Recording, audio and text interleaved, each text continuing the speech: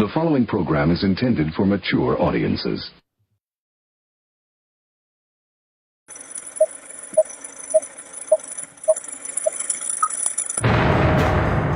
Moody's Revelation.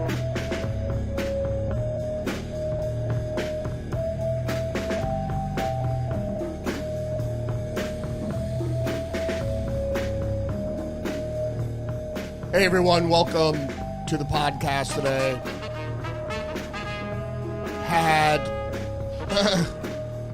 Unfortunately had quite a hard time this morning getting the stream up. I was supposed to be multi-streaming and now I have to check to see if I'm even going live on YouTube because Rumble was completely fucked up. It looks like I'm up on YouTube live because Rumble, as I complained about with my friend Perry just the other day, that Rumble fucking edited out or cut out 20 minutes of yesterday's podcast. And what do we get? We get more of the same here from Rumble today. I tried to log on to Rumble Studio and tried to go up and it wouldn't let me connect, and then I scrapped Rumble Studio and just went directly to Rumble and nothing would work. It said it was going live, but then it wasn't getting a feed. So I'm having maybe some similar problems today also with YouTube, but at least I have the feed up, so now it's up. I've been complaining about Rumble for some time. I would like Rumble to be my base. But I'm having technical problems continuously all the time.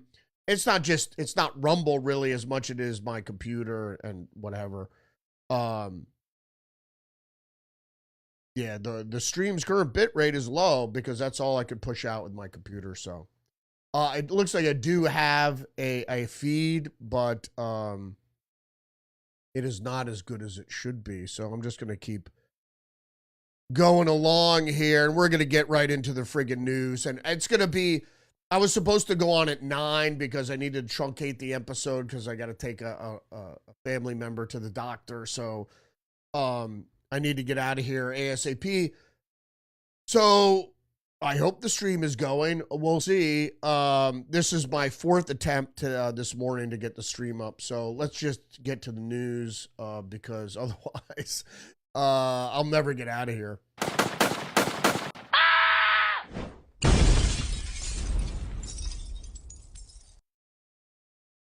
All right, we're going to start with the Wall Street Journal. Trump is open to healthcare talks with Democrats to end showdown since the government shutdown began. Democrats and Republicans have been at an impasse over extending Obamacare subsidies. It's not about those are policy issues, budget issues. It's not the same. This was supposed to be a clean CR just to continue funding the government while they debate policy. But the Democrats didn't want to do that. They wanted to shoe in Obamacare subsidies into the CR. So they started this whole drama about the government shutdown. They're using the government shutdown as a way to push through their agenda. And then they can blame people not getting health care on Trump.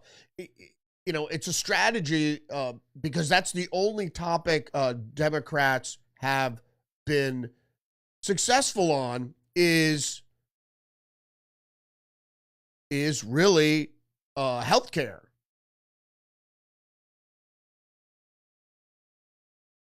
Yeah, so I'm trying to do something here with Rumble and with YouTube, with the stream. It doesn't seem to be working very well. So we're going to move on with the headlines. Senate Democrats reject latest effort to end government shutdown as Trump signals he's open to negotiating on health care deal. So I think he's caving on this. I don't think he should. I know there's some risk here, but I think you need to hold the line. We're trying to remake government here and adding ideally, I believe that not necessarily the federal government, but I believe government should offer modicum of social services, but they should be poor. That includes healthcare. I think everybody should be able to see a doctor and not have to pay for it, et cetera, et cetera. But whether or not you can, have free medicine or free surgeries or get a titanium hip for free, I don't necessarily agree with that. But I don't think this is the time or place to be discussing a healthcare debate. Using a CR to extend the government, so they wanted to shut down the government to open a debate on healthcare. I just don't. I think that's a terrible tactic, and I hope the more politically inclined Americans think so as well. Okay, also breaking news here. This is deported news. Exclusive Chicago teacher union member lays out plan for undermining ICE, protecting illegals. Now, that's a little website, deported news. Now, she's a member of the Chicago Teachers Union. This is not the Chicago Teachers Union's plan, which originally, when it was put out there, it sounds like it's the Chicago Teachers Union, but it's not. Anybody, any citizen, any group that looks to obstruct federal law enforcement is subject to arrest. This includes Brandon Johnson. I don't think he really knows how the law works. Is federal law supersedes municipal law. So just because you make a law that says federal law enforcement can't come into our city to enforce immigration law, which is under the purview of federal authorities anyway. So if there's a federal crime, let's say in the FBI is investigating, they can't keep the FBI out of Chicago to harbor criminals. So this is similar. They're just saying that we don't want pay attention to the democratic process of lawmaking. The laws we don't like, we're just going to ignore. One American News, Chicago mayor introduces ice-free zones on city-owned property. Yeah, I think it's my computer. I don't know what the fuck happened. This is going to be a quickie because I just need to zoom through this because this is just ridiculous. I don't know what I was deleting stuff off my computer, but I don't know what the fuck happened. So we're just going to zip through the headlines here if you don't mind. One American News, Chicago mayor introduces ice-free zones on city-owned property, says Trump administration wants a rematch of the Civil War. This is kind of ridiculous because you want a rematch of the Civil War? Don't forget who the Democrats were. They supported the South. The Southern Democrats were the ones that seceded from the Union, which was run by the first Republican president, Abraham Lincoln. Because it's about preserving the Union, the Republic. And that's what the citizenry wanted, speculatively. Supposedly, they elected Abraham Lincoln. I'm not going to get into the politics of the Civil War, but Brandon Johnson and the Democrat states are the ones that want to secede from federal authority. That was the same thing that happened in the Civil War. The federal authority said no more slavery, among other things. That wasn't the other. There were a lot of other issues, but I just want to say that is the case. Is that with the slavery, particularly because that everybody thinks Civil War, they think slavery. The federal government said no more slavery, and the South said no. We're not paying attention to federal law. We're going to secede.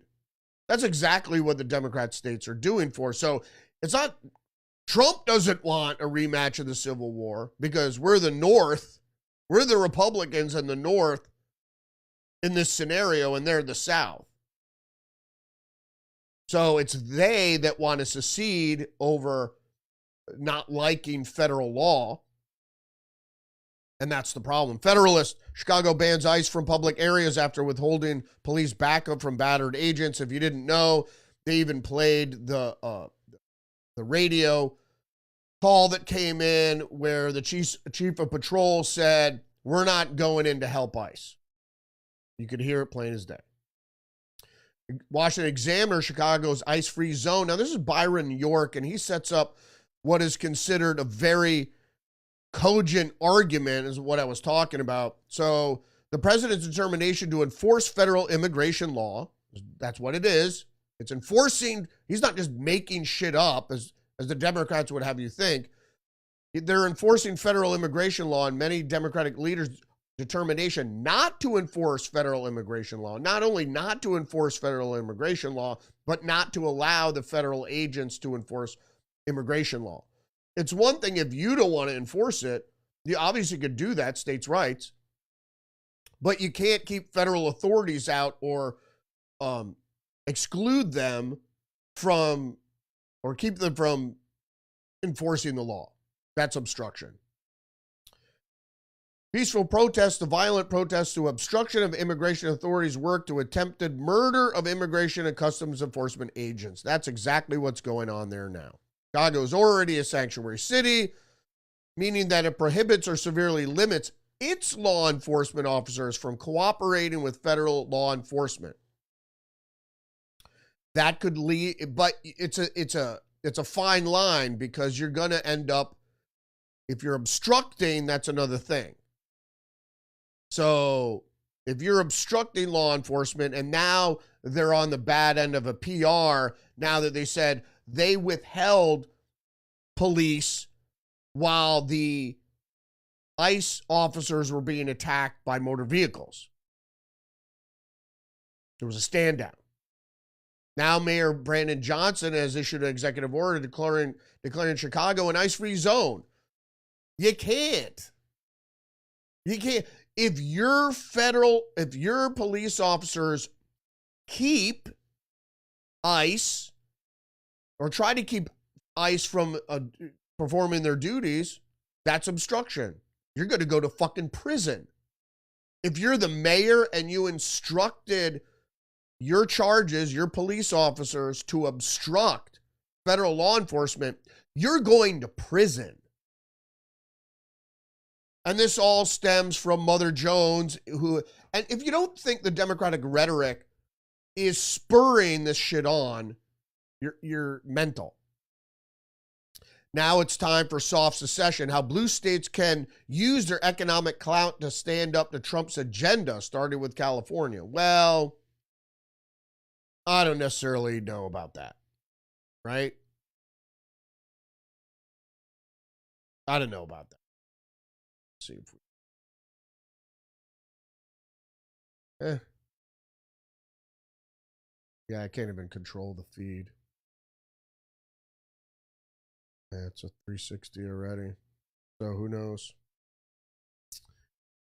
Yeah, well, whatever. I don't know if it's my computer or what's going on here, but I'm coming to a head here where if I can't even go live, we're gonna have problems. So it's recording, seems to be recording okay, so we're gonna go on with the news. The thing about Mother Jones and David Corn, actually, this article was by Clara Jeffrey. But the issue here is really David Corn, because he wrote the first opinion piece that said it's time for a soft secession. So you have Mother Jones saying how blue states can use their economic clout to stand up to Trump agenda. It's a soft secession. They're calling for secession. They're calling for civil war. Now, Trump isn't calling for civil war. They are. They're calling for civil war, and that's exactly what's happening. Is now they're encouraging their street thugs, their foot soldiers on the ground, to engage in somewhat of a combat scenario with federal law enforcement. So this 21st century, it's a little bit different. But they're the ones that are calling for this type of thing. All right, let's move on with the news. Just the news, Justice Department alleges Chicago gang leader offered $10,000 bounty to kill Customs and Border Patrol agent officer. And I'm going to get to this at the end of the broadcast today. We're going to run through this very quickly. That The left always enlists organized crime to do their bidding. It's the same thing. It's a public-private partnership of sorts. You know what I mean? It's like a corporation will do things that the government can't do. That's corporate fascism. Then the government will do things that corporations can't do. And in this instance, organized crime will do things that neither corporations nor government can do. Federal officers on Monday arrested a suspected Chicago gang leader who allegedly offered to pay $10,000 to anyone who killed a senior Customs and Border Patrol officer involved in Operation Midway Blitz. That's what's going on in Chicago. 37-year-old Juan Espinoza Martinez, who is alleged leader of the Chicago gang Latin Kings. They're not just in Chicago, they're here in Connecticut as well. With one count of murder for hire, no court date has been set so far. Moving on, just the news. American Attorney General Harmeet Dillon receiving death threats.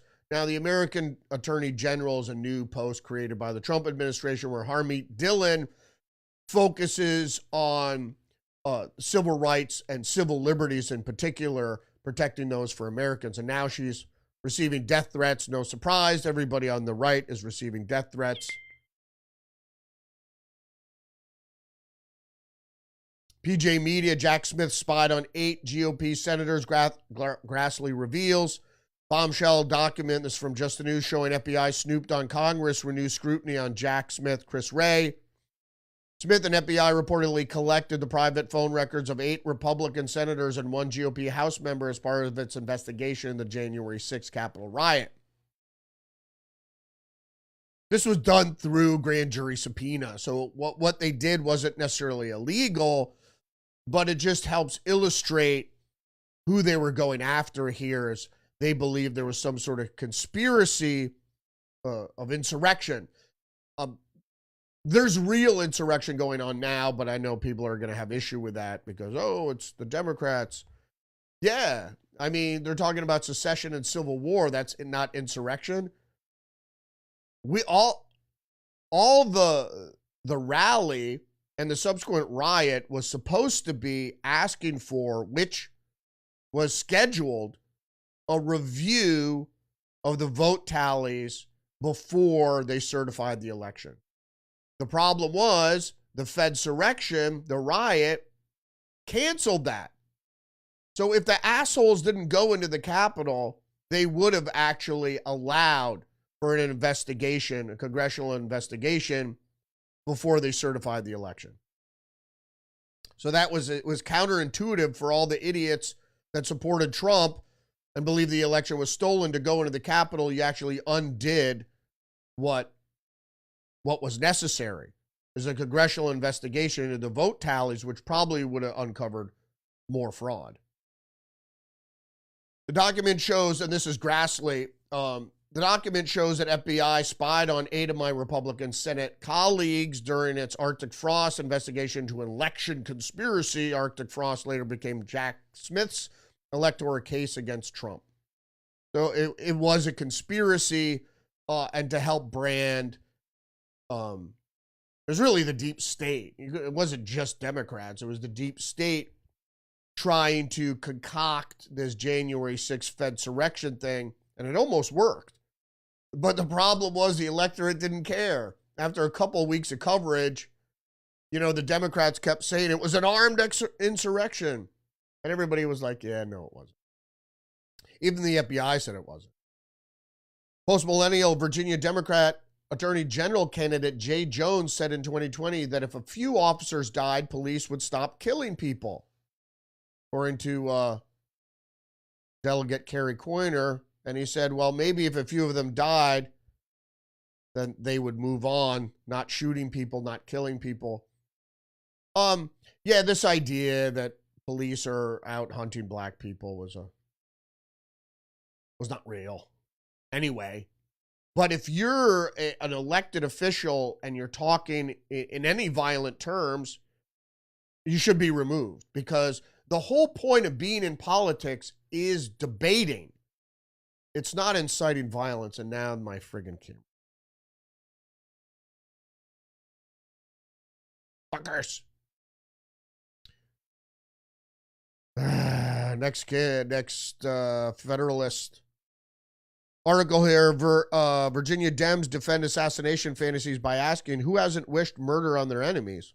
Well, people with morals.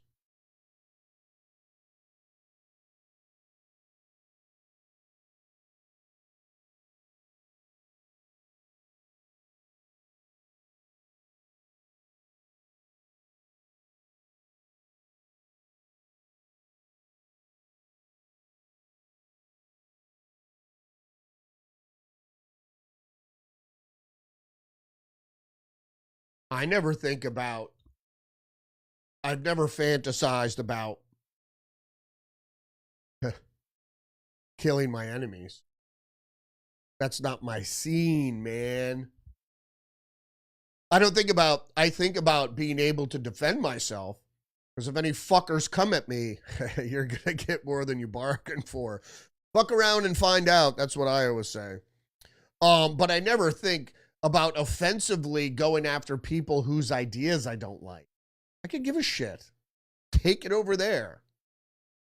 You know, don't bring it here. Take it over there. And I thought about the Proud Boys recently, and I always think about, well, they were defending prayer marches and stuff and get attacked by Antifa. And I thought, well, maybe somebody should clear out Antifa. But I never consider it seriously. I don't really like violence. I don't like to bring violence somewhere. I guess I'll bring it. If someone brings it to me, I'll bring it back. I don't know. Fuck them up. Virginia Democrats have taken up the task of defending Attorney General candidate Jay Jones after newly surfaced text messages show Jones fantasizing about murdering Republicans and their children. A group of Democrat committees rushed to Jones's defense, insisting, let those without sin cast the first stone, as if for calling for the murder of an opponent and his children is common human mistake. It isn't, of course. And you know the text by now. 3 people, 2 bullets. Republican House Speaker Todd Gilbert, Hitler and Pol Pot. Gilbert gets 2 bullets in the head. Spoiler, put Gilbert in a crew with the 2 worst people you know, and he receives both bullets every time. Jones said in a message. When Corner pushed back about Jones, hoping Jennifer Gilbert's children would die, Jones confirmed yes. Really fucking sick people, man. Children. The children young enough not to have political opinions. I mean, come on. People are fucking sick. But that's always people on the left. They always fantasize about violence because their policy positions don't stand up to scrutiny. Post-millennial Multnomah County DA declines to charge journalist Nick Sortor after Portland arrest. We know why. After a careful review of the investigation, including reports and video, we do not believe the crime of disorderly conduct can be proven against Mr. Sortor beyond a reasonable doubt. Obviously, they go on to say. Of course not. He did shove an Antifa person, but that Antifa person was blocking his egress. So he was trying to get away from these people, and that fat piece of shit kept standing in his way, so he pushed her out of the way, and then she pushed him back, and he fell over into a thing, and they laughed at him. A big fucking joke. Yeah, the First Amendment, the freedom of the press, you can't allow that. You'd be able to intimidate journalists and shit. That shouldn't be allowed. Those people should be arrested. PJ Media Watch. Caroline Leavitt shut down Caitlin Collins of CNN with brutal truth bomb. If you didn't see the exchange on video, Caitlin Collins suggested that President Trump exaggerated the crisis and the National Guard deployment wasn't necessary. The president claims just don't match up with what is going on the ground, which is, we've all seen the video, so we know what's happening there. As Caroline Leavitt said, I would encourage you as a reporter to go on the ground and take a look at it for yourself, because there's been many members of the press, not in this press room, of course, because those people, the leftist media, don't go and show what's happening, and they never did in Portland particularly, but independent journalists, some of whom will be invited, be invited to the White House very soon to share their stories because they have been in the middle of these riots and have witnessed the anarchy that has taken place night after night. In other words, protesters being allowed to assault the building and ICE officers, federal building, which they've been doing for a long time. It's on video. Levitt reminded Collins, telling her to air it on prime time. Collins of leaning on partisan Democrats. Levitt accused Collins of leaning on partisan Democrat officials opposed to everything this president does, which is look at the facts. And Democrats are all about narrative, because narrative is basically, to them, it's a lie. They weave a narrative that isn't based on truth, objective truth, certainly. And then they push it out to people. It gets in their minds, and being postmodern like they do, subjectively, they just take it in and go, it's what I want to believe, so it's what I believe. Just the news, federal funded researchers bury results on COVID vaccine effect on liver, kidney risks in youth. And we know this for some time, is that the vaccine wasn't effective and it wasn't really safe. We don't really know what its actual purpose was, but it certainly had risks, especially to young, healthy people that didn't really need the vaccine. They weren't at risk of dying of the disease. And long COVID very likely was a result of being vaccinated, not of the infections itself, because people that got vaccinated got infected anyway. Associated Press, Supreme Court rejects appeal from Ghislaine Maxwell, imprisoned former girlfriend of Jeffrey Epstein. If you didn't know, it's the start of the new session for the Supreme Court. So one of the first things they did is said, we're not going to hear the appeal. You know, lawyers for Maxwell argued that she never should have been tried or convicted for a role in luring teenage girls to be sexually abused by Epstein. So they don't have the right of consent. Ghislaine Maxwell was the point person that went and met with these girls and got them to come to Epstein's mansion. So, of course, she should have been convicted. Also from the Associated Press, Barry Weiss is the new editor-in-chief of CBS News. We know that, but now we know why. Paramount buys her website, which was, I think, the Free Press, for like $150 million. So she gets... That was Barry Weiss's website. So she gets that money. So not only does she get a spot at CBS News as being editor-in-chief of CBS News, which she's going to be, I guess she's going to be above Council on Foreign Relations members like Maggie Brennan. How about that? I wonder if Maggie Brennan is going to change her tune. Who knows? But Barry Weiss gets $150 million. Well, I mean, she's not getting $150 million. I'm sure she had financial partners. They're going to get most of the money, but she's going to get at least $10 million, right? It's her website. Plus whatever she's getting paid as editor-in-chief. It's got to be in the millions. I don't really think she's qualified for that, but that goes beyond the point. Wall Street Journal, our brains evolved to socialize, but max out at about 150 friends. I max out at about one friend. I found later in life, I like socializing. I like having friends. That's not the point, but friends need maintenance. You need to have, there's maintenance involved. And sometimes when you do things with friends, as I found out by going to music festivals, everybody wants to do things differently. You always have a whiner in the group, doesn't want to do this or do that. And then there are people that want to do other things that you don't want to do. So I found that after going for years to music festivals with all my friends, and it was fun, I'm not saying that I enjoyed the music much more when I went there by myself. The size of our social networks is limited, even in the age of social media. Yeah, I mean, who has 150 close friends? You know, most people have about a dozen close friends. Yeah. I once I got married, you know, we tend to socialize more with my wife's friends. But I still keep in touch time to time. And then there was the whole Trump thing, which you know, a bunch of people really went Trump derangement, went crazy left. It's like you're like, hey, I support this candidate, and they shunned you. You know, it's so that was like the fallout of a lot of my friends because I moved in pretty medium circles. You know, I was fairly liberal at one point in my life, and you know, I'm libertarian, so I still hold, you know, socially liberal views for the most part. You know, as long as the government doesn't have to pay for it, what the fuck do I care? Next story up from the New York Times, Elon Musk gambles on sexy AI companions. Now, they're trying to put the AI chatbot, sex chatbot thing on Elon. It's really not on Elon, but the New York Times trying to put it on Elon. In July, the billionaire's AI company introduced 2 sexually explicit chatbots, pushing a new version of intimacy. Now, there's a big market for this. So, as a libertarian, entrepreneur, I get, you know, it's adult content. If it's only marketed to adults, okay. But we found out that sex chatbots have been luring children into really quite illicit activity.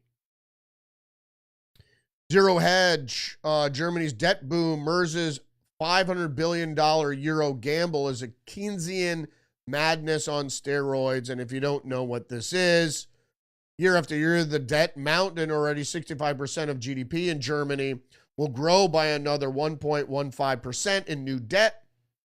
The annual net borrowing thus climbs to 4.6%, a far cry from the once sacred Maastricht thresholds, which was a debt limit like our debt ceiling here in the United States. Those days are long gone. Berlin hopes for a Keynesian miracle, which there are none. John Bernard Keynes, Maynard Keynes, had this postmodern idea, the subjective idea that debt doesn't matter. As long as you can service the debt, it really doesn't matter. It does matter because it actually is a national security risk. And I could go into it, but I'm not going to. Ignoring the fact, Germany is, that such policies always deepen structural problems rather than solving them. And one of the structural problems, obviously, is national security. And then BBC, one iPhone-led police to gang suspected of sending up to 40,000 stolen UK phones to China. Now, as I spoke about earlier in the program, was that the leftist socialist, since everything is owned by the state relatively. So there's no need for a real corporate fascism in the sense of, because the government owns corporations or has a controlling share in corporations. So it's just really one entity. It's the state. But in socialist circles, they always use other pillars of power, and one being organized crime. So the socialists have always used organized crime or criminal activity, illicit activity, to further their aims. And so here you have, obviously, Chinese gangs stealing phones, sending them back to China, or gangs allied with the communist regime in China. Just like the same thing, like the Chinese state goes, we have nothing to do with sending the precursors to fentanyl to Mexico to be assembled and sent in the United States. Wink, wink, nudge, nudge. Here's your opium war. But they do. They control the criminal elements that do all these things. Because you can't operate under an authoritarian regime without the okay of the state. It just doesn't work. You can't walk around with a camera in China and take pictures. You think the criminal elements are going to be allowed to send drugs abroad without the knowledge of the government? The same thing. You don't think the communist government in Beijing knows about 40,000 stolen phones being sent into the interior of China? And of course, there's no mention of communism or the Communist Party in this article, so I believe that is it for today. Where are we? We're 20 minutes of 11. Yeah, because I got to get going. Thanks for joining me today. Sorry about the technical mishap. I mean, it's so fucked up, man. If it's my computer, which I think it is, I don't think it's my OBS.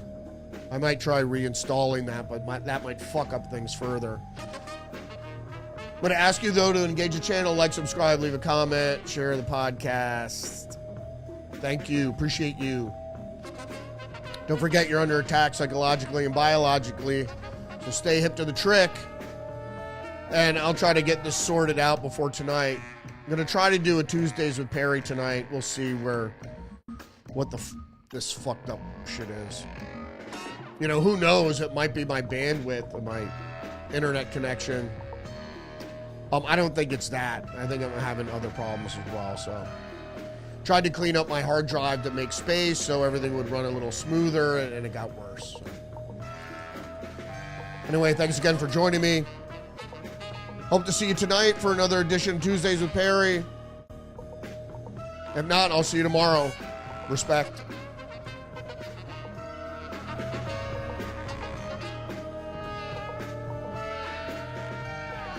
I'm Donald Trump, and I approve this message. The New World Order. This is a conspiracy.